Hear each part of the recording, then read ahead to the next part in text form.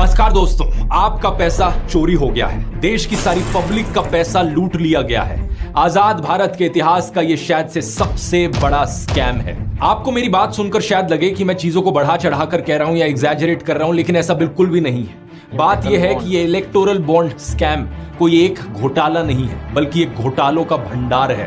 अस्सलाम वालेकुम दोस्तों आप लोग तो वीडियो देख के समझ गए आज हम कौन सी वीडियो देखने वाले हैं। दोस्तों आजकल जो इंडिया में स्कैम पे स्कैम हो रहा है, जो असल में पार्टियां जितने भी है, जो मतलब असल पार्टियां स्कैम कर रही है, जो इलेक्ट्रिकल उसका नाम है बॉन्ड, इलेक्ट्रिकल बॉन्ड, इसका मतलब जो हो रहा है स्कैम हो रहा है अपनी इंडिया में, तो ध्रुव राठौर ने उसके ऊपर वीडियो बनाए हुए है। ये वीडियो बहुत जबरदस्त होने लिए, आपको इन्फॉर्मेशन बहुत ही इस वीडियो से मिलेगी, तो आप वीडियो में लास्ट तक बने रहिए। इस वीडियो को जरूर से जरूर आप लास्ट तक देखिए।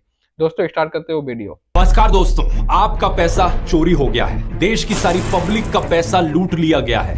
आजाद भारत के इतिहास का ये शायद से सबसे बड़ा स्कैम है। आपको मेरी बात सुनकर शायद लगे कि मैं चीजों को बढ़ा चढ़ाकर कह रहा हूं या एग्जैजरेट कर रहा हूं, लेकिन ऐसा बिल्कुल भी नहीं है। बात यह है कि ये इलेक्टोरल बॉन्ड स्कैम कोई एक घोटाला नहीं है, बल्कि एक घोटालों का भंडार है। स्कैमों की एक इतनी लंबी लिस्ट है कि आप गिनते गिनते थक जाएंगे। और इतना ही नहीं, इसके साथ साथ ये देश का सबसे बड़ा एक्सटॉर्शन रैकेट भी है इसमें। आइए समझते हैं आज के इस वीडियो में एग्जैक्टली क्या हुआ है।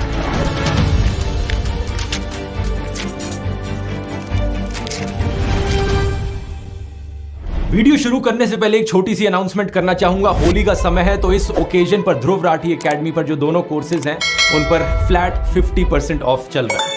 ChatGPT कोर्स और टाइम मैनेजमेंट कोर्स दोनों के लिए कूपन कोड इस्तेमाल कीजिए। होली 50% ऑफ मिलेगा आपको, लेकिन ये ऑफर सिर्फ 31 मार्च तक वैलिड है। वेबसाइट का लिंक नीचे डिस्क्रिप्शन में मिल जाएगा। अगर इस पूरे घोटाले के भंडार को एक लाइन में समराइज करना हुआ दोस्तों, तो इसे कुछ इस तरीके से किया जा सकता है। तुम मुझे चंदा दो, मैं तुम्हें धंधा दूंगा, और चंदा नहीं दिया तो ईडी का फंदा दूंगा। इस चंदा धंधा मॉडल की बात मैंने अपने पहले भी कई वीडियोस में करी है, लेकिन अब हमारे पास इसका सीधे तौर पर सबूत मौजूद है।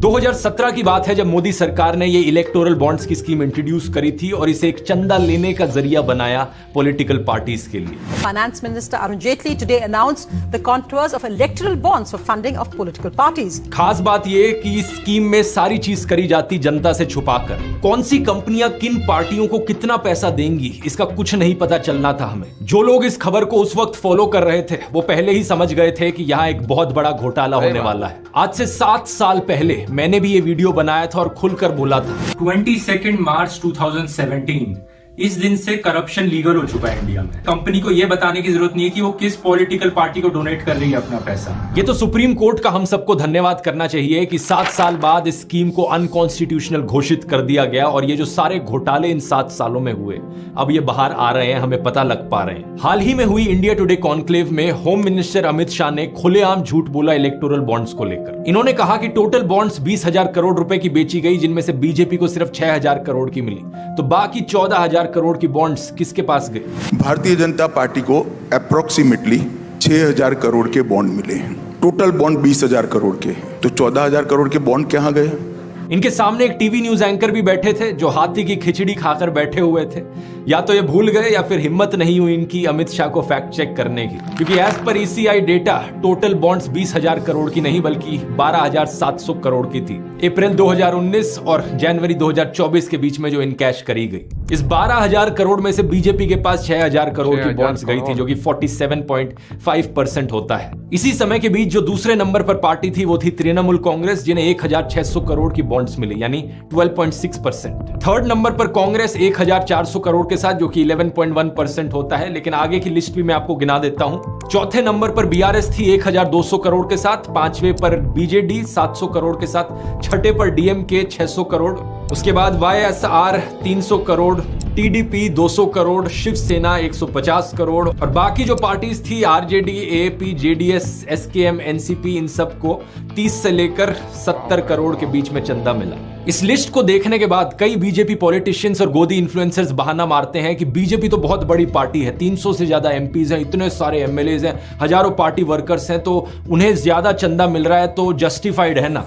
और अगर हम चंदा कलेक्टेड पर MP की रेशियो निकालेंगे तो बीजेपी की ये रेशियो बाकी पार्टियों से कम निकलती है। इसका मतलब बीजेपी उतनी बुरी नहीं है जितनी और पार्टियां हैं। कोई सेंस है इस बात की? जैसा मैंने आपको पहले बताया, स्कैम यहां पर है तुम मुझे चंदा दो मैं तुम्हें धंधा दूंगा, चंदा नहीं दिया तो ईडी का फंदा दूंगा। लेकिन अपने आप में सिर्फ चंदा देना या चंदा लेना ये कोई स्कैम नहीं है। डोनेट तो कोई भी कर सकता है पॉलिटिकल पार्टीज को, लेकिन अगर डोनेशन के बदले उन्हें कोई कॉन्ट्रैक्ट दिया जाता है, जनता के टैक्स का पैसा उन्हें दिया जाता है, और जो कंपनीज डोनेशन नहीं देती उन्हें ईडी का फंदा दिया जाता है, यह है असली घोटालों का भंडार। अब कल को सोचो विजय माल्या या नीरव मोदी ये कहने लगे कि भाई हमारी तो इतनी ज्यादा बड़ी कंपनी है, इतने ज्यादा एम्प्लॉयज हैं, इसलिए हमने इतने सारे रुपए लूट लिए।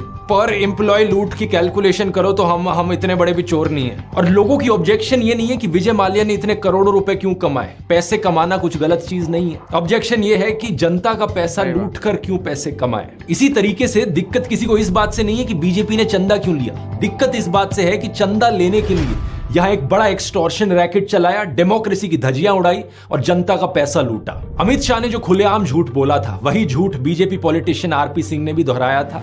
कुल मिलाकर 20,000 करोड़ रुपए के चुनावी बॉन्ड है, जिसमें से 6,000 करोड़ भाजपा के पास है, 14,000 करोड़ रुपए विपक्ष के पास है। झूठ बोलो, बार बार झूठ बोलो। और ये ANI, Dainik Jagran, India today, इन सब ने इसी झूठ को बिना चेक किए पब्लिश भी कर दिया। झूठ पकड़ना तो छोड़ो, इंडिया टुडे वालों ने तो हेडलाइन भी डाल दी, अमित शाह ब्लास्ट्स ऑपोजिशन। और फिर ये लोग रोना रोते हैं कि हमें गोदी मीडिया क्यों बुलाते हो, इसलिए बुलाते हैं। घोटालों की डिटेल्स में जाने से पहले आइए समझते हैं कि ये इलेक्टोरल बॉन्ड्स काम कैसे करती थी। एक इलेक्टोरल बॉन्ड को आप बेसिकली समझ सकते हो दोस्तों एक कूपन की तरह। कंपनी बैंक को जाकर पैसा देती थी और ये कूपन खरीदती थी, और ये कूपन जाकर पॉलिटिकल पार्टीज को दे दिया जाता था, और पॉलिटिकल पार्टीज उन कूपन्स को रिडीम कर सकती थी और जो बैंक में रखा पैसा था उसे एक्सेस कर सकती थी। रूल ये बनाया गया था कि अगर कोई भी पॉलिटिकल पार्टी अपनी इलेक्टोरल बॉन्ड को इन कैश नहीं करती, कूपन को जाकर रिडीम नहीं करती, तो 15 दिन के अंदर अंदर जो भी अनक्लेम्ड बॉन्ड का पैसा है वो प्राइम मिनिस्टर रिलीफ फंड में चला जाएगा। जब ये इलेक्टोरल बॉन्ड की स्कीम निकली तो एक जर्नलिस्ट थी जिन्होंने सोचा और गहराई से जांच करनी चाहिए इस चीज में, और टेस्टिंग करने के लिए उन्होंने 2 इलेक्टोरल बॉन्ड्स खुद खरीदी। ये जर्नलिस्ट थी पूनम अग्रवाल। ये SBI की पार्लियामेंट ब्रांच पर गई और 5 अप्रैल और 9 अप्रैल 2018 को इन्होंने 2 इलेक्टोरल बॉन्ड्स खरीदी। दोनों की कीमत 1000 रुपए ईच थी। उस वक्त ये द क्विंट मीडिया ऑर्गेनाइजेशन के लिए काम कर रही थी। इन्होंने जो वीडियो अपलोड किया अपने चैनल पर, उस पर जाकर देख सकते हो कि इलेक्टोरल बॉन्ड पर खरीदने वाले का नाम नहीं लिखा था, ना ही कोई और डिटेल लिखी थी कि ये इसे किसने खरीदा है। दिखने में ये दोनों बॉन्ड जो इन्होंने खरीदी थी एग्जैक्टली सेम लग रही थी। कोई डिफरेंस नहीं है सिवाय डेट के, जो कि लाल रंग में यहाँ पर 5 अप्रैल लिखा है, यहाँ पर 9 अप्रैल लिखा हुआ है। इस 2 चीज के अलावा पूरे बॉन्ड में कहीं भी कोई डिफरेंस नहीं है। लेकिन जब इन्होंने एक बॉन्ड को फोरेंसिक टेस्टिंग के लिए भेजा तो पता चला कि हर बॉन्ड में एक secret unique alpha numeric number लिखा हुआ है। ये सीक्रेट नंबर सिर्फ अल्ट्रावायलेट लाइट के नीचे दिखता है। ये एक बड़ी शॉकिंग चीज थी, क्योंकि इस खुलासे से मोदी सरकार का एक और झूठ पकड़ा गया। सरकार अभी तक कहती आ रही थी कि जो भी इलेक्टोरल बॉन्ड्स खरीदेगा हम उसकी आइडेंटिटी छुपा कर रखेंगे, किसी को नहीं पता चलेगा कि किसने ये बॉन्ड खरीदी है। जब ये खुलासा किया गया तो फाइनेंस मिनिस्ट्री को ओपनली मानना पड़ा कि यहाँ एक सीक्रेट यूनिक नंबर है, लेकिन फिर ये कहने लगे कि हम जानते हैं ये नंबर है, लेकिन ये एक सिक्योरिटी फीचर है। इस नंबर के जरिए किसी भी डोनेशन को ट्रैक नहीं किया जा सकता और पता नहीं लगाया जा सकता कि खरीदने वाला कौन है। उस वक्त के finance minister late Arun Jaitley ji ने तो पार्लियामेंट डिबेट में इस पॉइंट को बार बार उठाया। ऑपोजिशन पार्टीज को वो तसल्ली दिलाने लगे कि चिंता मत करो, किसी को नहीं पता लगेगा कि डोनर कौन है, कौन आपको पैसे डोनेट कर रहा है। उन्होंने कहा कि हमारी सरकार का इतना बड़ा दिल है कि हम ऑपोजिशन का भी ख्याल रखते हैं कानून बनाते हुए। लेकिन गेस व्हाट, ये बात भी झूठी थी मोदी सरकार की। झूठ बोलो, बार बार झूठ बोलो। Retired navy officer Lokesh Batra ने एक RTI फाइल करी और उन्हें फाइनेंस मिनिस्ट्री की एक फाइल मिली। कुछ और भी रिकॉर्ड्स थे जिन्हें रिव्यू किया गया हफ पोस्ट इंडिया के द्वारा। इन सब में SBI ने एक्सप्लेन किया कि इन सीरियल नंबर्स को रिकॉर्ड किए बिना ऑडिट ट्रेल करना पॉसिबल नहीं होगा। बैंक को कैसे पता चलेगा कि यहाँ पर कोई बॉन्ड फॉर्ज करी जा रही है या नहीं?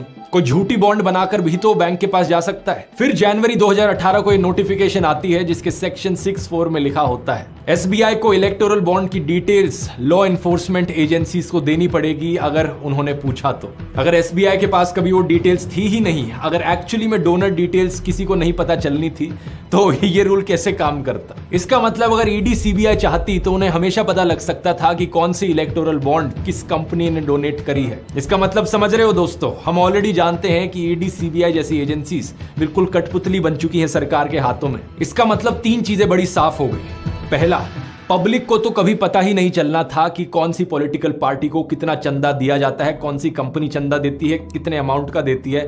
पब्लिक से सब इंफॉर्मेशन छुपाई गई। दूसरा, ऑपोजिशन पॉलिटिकल पार्टीज को भी नहीं पता चलना था कि बीजेपी को कौन सी कंपनी चंदा देती है और कितना चंदा देती है। उन्हें बस अपने चंदे के बारे में पता लगता। और तीसरा, लेकिन बीजेपी सरकार को सब कुछ पता लगता, कौन चंदा दे रहा है, कितना चंदा दे रहा है, किस पॉलिटिकल पार्टीज को चंदा दिया जा रहा है, सारी कंपनीज की जानकारी सरकार के पास हमेशा रहती। मोदी सरकार के लिए ये एक सीक्रेट हथियार बन गया ऑपोजिशन के खिलाफ, और ज्यादातर ऑपोजिशन पार्टीज को इसके बारे में कुछ नहीं पता था अंटिल रिसेंटली। 15 फरवरी को जब सुप्रीम कोर्ट ने इस पूरी स्कीम को अनकॉन्स्टिट्यूशनल घोषित किया तो उसके पीछे एक पेटिशन रिस्पॉन्सिबल थी। एक पेटिशन जिसे फाइल किया था सीपीआईएम पॉलिटिकल पार्टी ने और कॉमन कॉज और association for democratic reforms ADR नाम के एनजीओज ने। एडवोकेट प्रशांत भूषण इनके बिहाफ पर आर्ग्यू कर रहे थे इस स्कीम के खिलाफ। तो ये कुछ और ऑर्गेनाइजेशंस और लोग जिनका हमें धन्यवाद करना चाहिए, जिसकी वजह से ये घोटाला सामने आ पाया। सुप्रीम कोर्ट ने बहुत सारी चीजें कही स्कीम को लेकर, लेकिन दो चीजें बड़ी खास थी। पहला तो ये कि जनता को हक है ये पता करने का कि पॉलिटिकल पार्टीज को कितना चंदा दिया जाता है और कौन कौन वो चंदा देता है।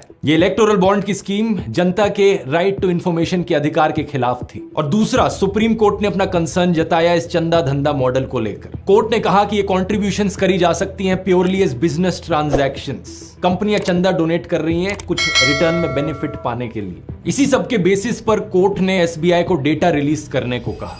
मुझको अपने बैंक की किताब दीजिए, देश की तबाही का हिसाब दीजिए।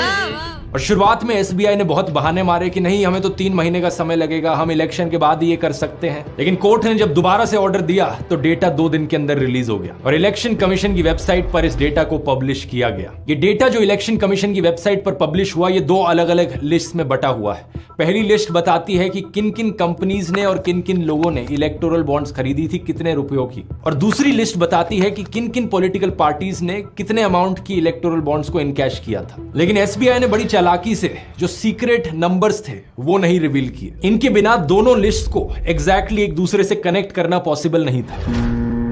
फिर से जनता से चीजें छुपाने की कोशिश करी गई। एक बार फिर से सुप्रीम कोर्ट ने एसबीआई को डांट लगाई कि इस तरीके से सेलेक्टिव होकर डेटा नहीं पब्लिश कर सकते। फिर इन्हें कहा गया कि 21 मार्च तक सारा डेटा पब्लिश करना है। अब बाकी जो पॉलिटिकल पार्टीज थी देश में, उन सबको अपने अपने डोनर्स की लिस्ट तो पता थी। उन्हें पता था कि उन्हें जो डोनेशन मिली है वो किसने करी है। तो 10 पॉलिटिकल पार्टीज ने तो खुद ही से ही अपनी लिस्ट पब्लिक के सामने रख दी कि हम अपना डेटा पब्लिकली रिवील करते हैं, एसबीआई करे ना करे। ये पार्टीज हैं समाजवादी पार्टी, आम आदमी party, national Congress party, JDU, JDS, DMK, ADMK, JKNC, Goa की एक पार्टी एमजीपी और एसडीएफ सिक्किम की। इनके भी ऊपर मैं कहूंगा 4 पॉलिटिकल पार्टीज हैं जिन्होंने इलेक्टोरल बॉन्ड्स कभी एक्सेप्ट करी ही नहीं as a matter of principle. ये है CPI, CPIM, All India Forward Bloc और सीपीआईएमएल। इन पार्टीज को किसी और मुद्दे पर जरूर क्रिटिसाइज किया जा सकता है, लेकिन इस मुद्दे पर इनका जो स्टैंड है वो तारीफ के लायक है। और बाकी जो सारी पॉलिटिकल पार्टीज हैं जिन्होंने इलेक्टोरल बॉन्ड्स को एक्सेप्ट किया, उनके लीडर्स का यही कहना है कि हमने इन्हें इसलिए एक्सेप्ट किया क्योंकि हमने सोचा ये स्कीम आई है तो इसे इस्तेमाल कर ही लेते हैं, ये सोचकर कि हमारे डोनर्स को कोई समस्या नहीं होगी। वैसे भी सिर्फ चंदा लेने का मतलब ये तो है नहीं कि ये स्कैम है। आप कहेंगे पर इलेक्टोरल बॉन्ड से तो आपको भी फायदा हुआ। तो हम इस स्थिति में नहीं है कि हम कॉन्ट्रैक्ट दे सके या कोई पब्लिक सेक्टर कंपनी को बेच सके या ईडी और सीबीआई का इस्तेमाल करके धमकी देकर उनसे हफ्ता वसूली कर सके। अच्छा, कोई बॉन्ड वही देगा जो धनवान है। धनवान वही है कि जो कॉन्ट्रैक्टर होगा, ट्रेड बिजनेस इंडस्ट्री में बड़ा होगा, वही दाम दे सकता है। तो थ्योरी तो आपने बहुत समझ ली दोस्तों, अब प्रैक्टिकल पर आते हैं, असली घोटालों की बात करते हैं। इन सभी घोटालों में 3 एंटिटीज इन्वॉल्व हैं। पहला, पॉलिटिकल पार्टी जो सत्ता में है, ये बीजेपी हो सकती है सेंट्रल गवर्नमेंट में या कोई भी और पार्टी जिनकी स्टेट गवर्नमेंट है। दूसरा, बड़ी बड़ी कंपनियां जिन्होंने चंदा डोनेट किया है इलेक्टोरल बॉन्ड के जरिए। और तीसरा, आम जनता यानी पब्लिक। इन तीनों के नीचे एक बक्सा रख देते हैं। पॉलिटिकल पार्टी के नीचे जो बक्सा रखा है वो चंदे का डिब्बा है, कंपनी के नीचे जो डब्बा है वो कंपनी के पैसे का डब्बा है, और तीसरा, पब्लिक के नीचे जो डब्बा है वो सरकारी पैसे यानी जनता के पैसे का डब्बा है। अब सोचो, अगर सरकार जनता के डब्बे से पैसे निकालकर कंपनी के डब्बे में डाल दे और रिटर्न में कंपनी अपने डब्बे से पैसे निकालकर पार्टी के डब्बे में डाल दे इलेक्टोरल बॉन्ड्स के जरिए। क्या आप इसे एक स्कैम कहोगे या नहीं कहोगे? ऑब्वियसली एक घोटाला है। हरियाणा में एक कहानी सुनाई जाती है ज्ञानी चोर की, जो अमीरों से पैसे लूटता है और गरीबों में बांटता है, रॉबिन हुड की कहानी की तरह। लेकिन ये जो इलेक्टोरल बॉन्ड का घोटालों का भंडार है, यहाँ पर गरीब लोगों से, आम जनता से पैसे लूटे जा रहे हैं और अमीरों को दिए जा रहे हैं। ये एग्जैक्टली कैसे किया जा रहा है, 3 ठोस एग्जाम्पल से समझते हैं। पहला है टैक्स इवेजन, जो कंपनियां टैक्स पे नहीं करती ढंग से। टैक्स ना पे करने का मतलब है कि हमारे जनता के बक्से में पैसा नहीं आ रहा है। इसका मतलब सरकारी एम्प्लॉयज को अपनी सैलरीज टाइम पर नहीं मिलेंगी, सरकारी जॉब्स में रिक्रूटमेंट नहीं होगी, स्कूल हॉस्पिटल्स की कंडीशंस इंप्रूव नहीं करी जा सकेंगी, क्योंकि जनता का पैसा जो जनता की भलाई के लिए इस्तेमाल किया जाना था, वहां पर कमी हो रही है। अब ऐसे केस में अगर कोई कंपनी अपने टैक्सेस पे नहीं कर रही है तो सरकार को क्या करना चाहिए? उस पर रेड करी जाए। लेकिन रेड करने की जगह सोचकर देखो, एक सौदेबाजी कर ली गई कि तुम हमारी पॉलिटिकल पार्टी को चंदा दे दो और जो तुमने जनता का पैसा चुराया है वो जाए भाड़ में, कोई बात नहीं उसकी। जो घोटाला तुम कर रहे हो हम तुम्हें करते रहने देंगे और अपनी ईडी को चुप करा लेंगे। आप क्रोनोलॉजी समझ लीजिए। इलेक्टोरल बॉन्ड्स की लिस्ट में टॉप 5 डोनर कंपनियों को देखिए। इन 5 में से 3 कंपनीज हैं फ्यूचर गेमिंग, मेगा इंजीनियरिंग और एक माइनिंग जायंट वेदांता। इन सब कंपनियों पे ईडी और इनकम टैक्स की रेड पड़ी थी। इनफैक्ट द क्विंट ने टॉप 30 डोनर्स को एनालाइज किया और पता चला कि टॉप 30 में से 14 कंपनियों पर रेड पड़ी थी एजेंसीज की। अब एक तो ये चीज हो सकती है कि कंपनी ने कुछ गलत नहीं किया था, कंपनी ईमानदार थी, लेकिन ऐसे केस में सरकार ने कहा कि तुम ईमानदार हो तो क्या हुआ, हमें तो तुम्हारा पैसा चाहिए, इसलिए चुपचाप हफ्ता निकालो। बेसिकली सरकार ने यहां पर एक्सटॉर्शन करी। यही कारण कि कांग्रेस पॉलिटिशियन राहुल गांधी ने प्रधानमंत्री मोदी को वसूली भाई बुलाया। लेकिन दूसरा केस हो सकता है कि कंपनी ने एक्चुअली में यहां पर मनी लॉन्ड्रिंग करी हो, घोटाला किया हो, लेकिन सरकार ने कहा कि मनी लॉन्ड्रिंग कर रहे हो, टैक्स की चोरी कर रहे हो, यानी जनता के पैसे को चुरा रहे हो, कोई बात नहीं, चुरा लो, बस हमारी पार्टी को चंदा दे दो। अब कुछ लोग यहां पर कहेंगे कि ये चंदा धंधा का मॉडल चल रहा है, चलते रहने दो, हमारे को इससे क्या प्रॉब्लम हो रही है? पहली प्रॉब्लम तो ये है कि देखो, सरकार का पैसा जनता का पैसा है। रूल्स बनाए गए हैं कि सरकार को किस तरीके से उस पैसे को स्पेंड करना है। जनरल फाइनेंशियल रूल्स का रूल 21 कहता है जनता के पैसे खर्च करते हुए किसी भी अफसर को उतना ही चौकन्ना होना चाहिए जितना कि ठीक ठाक बुद्धि वाला एक आम इंसान अपना पैसा खर्च करते वक्त चौकन्ना होता है। सरकार किसी भी पब्लिक प्रोजेक्ट का कॉन्ट्रैक्ट अपनी मन मर्जी से किसी भी कंपनी को नहीं दे सकती। टेंडर नोटिस इशू करते वक्त अलग अलग एलिजिबिलिटी के क्राइटेरियाज होते हैं कि मिनिमम लेवल ऑफ एक्सपीरियंस कितना है कंपनी का, पास्ट परफॉर्मेंस कैसी है उसकी, उस कंपनी में टेक्निकल कैपेबिलिटी है इस पुल को बनाने की या नहीं, उसकी मैन्युफैक्चरिंग फैसिलिटीज कैसी हैं, उस कंपनी की फाइनेंशियल पोजीशन कैसी है। ये सारी चीजें देखकर एक कंपनी को कॉन्ट्रैक्ट दिया जाता है कि कौन अच्छी क्वालिटी का काम करके देगा और कौन सही दाम में इस काम को करके देगा। कहीं ऐसा तो नहीं ये ओवरचार्ज कर रहे हैं और जनता के टैक्स का पैसा लूटा जा रहा है। अब सबको याद होगा उत्तराखंड में जो सुरंग गिरी थी, 41 मजदूर ट्रैप हो गए थे उसके अंदर। उस सुरंग को बनाने का जो कॉन्ट्रैक्ट था, पता है किस कंपनी को दिया गया था? नवयुग इंजीनियरिंग नाम की कंपनी को। और इस कंपनी ने 2019 और 2022 के बीच में 55 करोड़ की इलेक्टोरल बॉन्ड्स खरीदी थी। एक और किस्सा सुनाता हूं। दिसंबर 2021 में अहमदाबाद में एक अंडर कंस्ट्रक्शन फ्लाईओवर नीचे गिर गया था। इस फ्लाईओवर को बनाया जा रहा था रंजीत बिल्डकॉन नाम की कंपनी के द्वारा। यह तीसरा इंसिडेंट था सेम कंपनी को इन्वॉल्व करते हुए। इंक्वायरी हुई तो पता चला इस कंपनी ने कंक्रीट और कंस्ट्रक्शन की क्वालिटी पर कॉम्प्रोमाइज किया था। लेकिन पता है इसी कंपनी को गुजरात की कई सिविक बॉडीज में ढेर सारे अलग अलग प्रोजेक्ट्स भी दिए गए। वडोदरा, राजकोट, सूरत, अहमदाबाद का गांधीनगर का मेट्रो रेल प्रोजेक्ट भी इसे दिया गया। यह हुआ धंधा। और चंदा कहां है यहाँ पर? लिस्ट के अनुसार जनवरी और जुलाई 2023 के बीच में इस कंपनी ने 9 करोड़ रुपए की इलेक्टोरल बॉन्ड्स खरीदी थी। एक और एग्जांपल सुनो। पुणे बेस्ड कंपनी बीजी शिर्के कंस्ट्रक्शन प्राइवेट लिमिटेड जनवरी 2023 और जनवरी 2024 के बीच में इसने 118 करोड़ रुपए की इलेक्टोरल बॉन्ड्स खरीदी थी। और इससे करीब एक साल पहले जून 2022 में इस कंपनी पर एक FIR हुई थी फॉर डेथ बाय नेग्लिजेंस, क्योंकि इस कंपनी की हाउसिंग प्रोजेक्ट कंस्ट्रक्शन साइट पर एक एलिवेटर क्रैश में 4 लोगों की मौत हो गई थी। इससे पहले अक्टूबर 2018 में एक और ऐसा इंसिडेंट हुआ था। इस कंपनी की कंस्ट्रक्शन साइट पर टावर क्रेन से 4 लोग गिरकर नीचे मर गए थे। आप देख सकते हो कि एक पॉलिटिकल पार्टी के लिए आपकी जिंदगी की कोई चिंता नहीं है, इन्हें बस अपने चंदे की पड़ी है। वो चिल्लाते हैं तो चिल्लाने दो, पहले चिल्लाएंगे, बाद में थक जाएंगे, फिर भूल जाएंगे। इस मेगा इंजीनियरिंग कंपनी को देखिए, इसने 2019 और 23 के बीच में 966 करोड़ की इलेक्टोरल बॉन्ड्स खरीदी थी।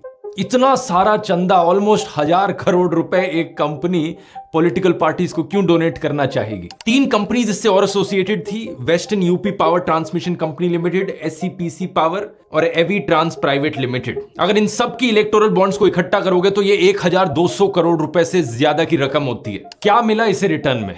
जून 2019 में तेलंगाना के चीफ मिनिस्टर चंद्रशेखर राव ने Kaleshwaram multipurpose irrigation project inaugurate किया था। अब फरवरी 2024 में सीएजी ने एक रिपोर्ट सबमिट करी जिसमें पता चला कि इस प्रोजेक्ट की पहले की एस्टिमेटेड कॉस्ट थी 81,000 करोड़ रुपीस, लेकिन अब ये 1.47 लाख करोड़ रुपीस से ज्यादा एक्सीड कर रही थी। सीएजी ने अपनी एक और रिपोर्ट में बताया कि मेघा इंजीनियरिंग को 5,180 करोड़ रुपए एक्सेस पे किए गए थे 4 पैकेजेस के लिए। इसमें पंप्स, मोटर्स की और इक्विपमेंट की सप्लाई और कमीशनिंग इन्वॉल्व थी। सीएजी ने यह भी बताया कि मेघा इंजीनियरिंग के अलावा और भी कॉन्ट्रैक्टर्स थे जैसे कि एलएनटी और नवयुग इंजीनियरिंग, और अगर इन सबको कुल मिलाकर देखा जाए तो इन सभी कॉन्ट्रैक्टर्स को एटलीस्ट 7,500 करोड़ रुपीस के एक्सटेंडेड अनड्यू बेनिफिट्स मिले थे। रिपोर्ट में यह भी लिखा गया कि प्रोजेक्ट्स को देने की सरकार को कुछ ज्यादा ही जल्दी लगी थी। 25,000 करोड़ के 17 अलग अलग काम डिटेल्ड प्रोजेक्ट रिपोर्ट आने से पहले ही अवार्ड कर दिए गए थे। इतना ही नहीं, इसी प्रोजेक्ट को लेकर अक्टूबर 2020 में नेशनल ग्रीन ट्रिब्यूनल ने रेड फ्लैग्स भी रेज किए थे। एनजीटी ने कहा कि इस प्रोजेक्ट को जो एनवायरमेंटल क्लियरेंस दिया गया था वो इलीगल था। अब क्योंकि ये चीज हो रही थी तेलंगाना में, वहां पे बीआरएस पार्टी है पावर में, तो कांग्रेस और बीजेपी दोनों ने कहा कि ये बाहुबली प्रोजेक्ट एक करप्शन का सेसपूल बन गया है। लेकिन प्लॉट ट्विस्ट सुनो आगे। ये जोजिला टनल थी। यहां बीजेपी के नितिन गडकरी जोजिला सुरंग की बात कर रहे हैं जो श्रीनगर और लेह को कनेक्ट करती है। इसका मंजूरी आपके सरकार ने दी थी। इस टेंडर में जिस कंपनी ने कॉन्ट्रैक्ट जीता, 5 लोगों ने टेंडर भरे और हैदराबाद की एक मेघा इंजीनियरिंग करके कंपनी उन्होंने काम लिया। अलग अलग कंपनियों ने इसके लिए बिड किया था, लेकिन अगस्त 2020 में एक छोटी सी हैदराबाद की कंपनी को ये 4,500 करोड़ रुपए का कॉन्ट्रैक्ट मिल गया। कौन सी company? Megha Engineering. Time bound, result oriented and corruption free. एक और प्रोजेक्ट को देखो, थाने बोरीवाली ट्विन टनल। मुंबई की एमएमआरडीए ने टेंडर फ्लोट किया 2 पैकेजेस का इस सुरंग को बनाने के लिए। अप्रैल 2023 में मेघा इंजीनियरिंग ने 140 करोड़ रुपए की इलेक्टोरल बॉन्ड्स खरीदी और इसके अगले ही महीने मई 2023 में मेघा इंजीनियरिंग को 14,400 करोड़ रुपए का यह प्रोजेक्ट मिल जाता है। ये वही कंपनी है जिस पर अक्टूबर 2019 में इनकम टैक्स की रेड पड़ी थी। लेकिन उसके बाद से हमें लिस्ट में दिखता है 2019 से लेकर 24 के बीच में कितनी करोड़ों रुपए की इलेक्टोरल बॉन्ड्स इसने खरीदी, और इसी टाइम पीरियड में एक के बाद एक प्रोजेक्ट्स इसे अवार्ड किए गए, ना सिर्फ तेलंगाना की स्टेट गवर्नमेंट के द्वारा बल्कि मोदी की सेंट्रल गवर्नमेंट के द्वारा भी। जून 2023 में तो इस कंपनी को इस आर्टिकल के अनुसार एक डिफेंस मिनिस्ट्री का 500 करोड़ रुपए का प्रोजेक्ट भी दे दिया गया। ये सब दोस्तों जो मैंने आपको अभी तक बताया ये सिर्फ टिप ऑफ द आइसबर्ग है। इसके अलावा एक ये बड़ा ही अजीब केस है फ्यूचर गेमिंग नाम की कंपनी का, जो कि एक लॉटरी कंपनी है। जब इस कंपनी पर रेड करी जा रही थी सेंट्रल एजेंसीज के द्वारा, finance minister Nirmala Sitharaman photos tweet कर रही थी जहां पर ये लॉटरी किंग के बेटे से मिल रही थी। इसके अलावा कुछ केसेस हैं बीफ एक्सपोर्टिंग कंपनीज के, जब उन्होंने इलेक्टोरल बॉन्ड्स खरीद के चंदा दिया पार्टियों को। तो ये एक ऐसा केस जिसको सुनकर बहुत से लोगों की आंखें खुल जानी चाहिए जो लोग धर्म के नाम पर वोट देते हैं इस पार्टी को। फिर है केसेस माइनिंग जाइंट्स के, वेदांता, EMIL, GHCL, MSPL, कैसे इन पे आरोप लगा है एनवायरमेंटल रूल्स को बेंड करने का। एक केस है क्विक सप्लाई चेन का, जिसके सेम डायरेक्टर्स हैं जो मुकेश अंबानी की रिलायंस कंपनी के हैं। लिस्ट देखकर पता चलता है इस कंपनी ने अपने नेट प्रॉफिट से ज्यादा की इलेक्टोरल बॉन्ड्स खरीदी। जितना प्रॉफिट ये कंपनी नहीं कमा रही थी उससे ज्यादा चंदा दे रही थी पॉलिटिकल पार्टीज को। लेकिन अभी के लिए मुझे लगता है वीडियो काफी बड़ा हो गया है, तो इन सारे केसेस की बात एक अगले एपिसोड में करते हैं। अगर आप चाहते हो इन घोटालों की और डिटेल्स में जाकर मैं एक और वीडियो बनाऊं तो कमेंट्स में लिखकर बता सकते हो। हेलो दोस्तों, आप लोग तो वीडियो देख ही चुके। आपको ये वीडियो कैसी लगी कि अपने इंडिया में असल में आजकल आए दिन घोटाला पे घोटाला हो ही जा रहा है। कोई भी कंपनी को भी कोई भी ऐसा कॉन्ट्रैक्ट दे रही सरकार, ये जांच नहीं कर रही उसके पास एम्प्लॉय सही है कि नहीं, ये काम सही से कर पाएगी कि नहीं। क्योंकि वो क्यों नहीं जांच हो रहा है? क्योंकि उनको फंड मिल रहा है, उनको असल में पैसा मिल रहा है पीछे से, तो इसलिए उनको असल में कॉन्ट्रैक्ट असल में दे दिया जा रहा है। लेकिन ऐसा नहीं होना चाहिए। हम आम जनता का असल में पैसा सोच समझ के लगाना चाहिए। जो कंपनी को जैसा है उसको वैसा काम देना चाहिए, ठीक है। लेकिन ऐसा मतलब नहीं हो रहा है। आजकल कोई भी कंपनी आई जो असल में फंड दे रही है जो असल में सरकार को पैसा दे रही है उसको असल में वो कॉन्ट्रैक्ट मिल जा रहा है। अभी देख ही चुके अडानी का, आपने तो असल में इस वीडियो में तो नहीं अडानी का नाम, लेकिन अडानी दी का देखे थे नामो निशान नहीं था, ओनली अंबानी साहब थे। एक अचानक में अडानी का कहां से कहां असल में पहुंच गए। आप लोग तो असल में देख ही चुके उनका इतिहास तो अलग है, लेकिन वो कितना आगे असल में पहुंच चुके हैं। लेकिन दोस्तों उम्मीद है आपको ये जानकारी पसंद आई होगी। ऐसे जानकारी देखने के लिए हमारे चैनल को सब्सक्राइब करिए और लाइक करिए और मिलते हैं नेक्स्ट वीडियो में। अल्लाह हाफिज।